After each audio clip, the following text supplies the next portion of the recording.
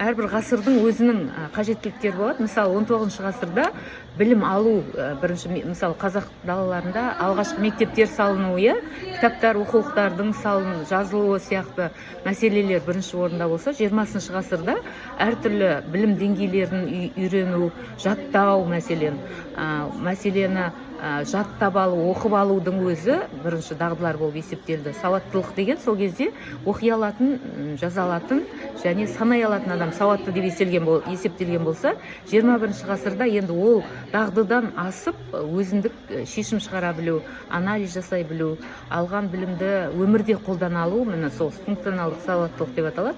Сондай дағдылар керек екендігі белгілі болып отыр. Енді кейінгі ғасырда, енді біз ол ғасырды көрмейміз әрине. Бұл дағдылардан басқа дағдылар қажет болуы мүмкін адамнан. Сондықтан адам деген кезде бұл әрбіріміз ғана емес, бүкіл енді біз мемлекет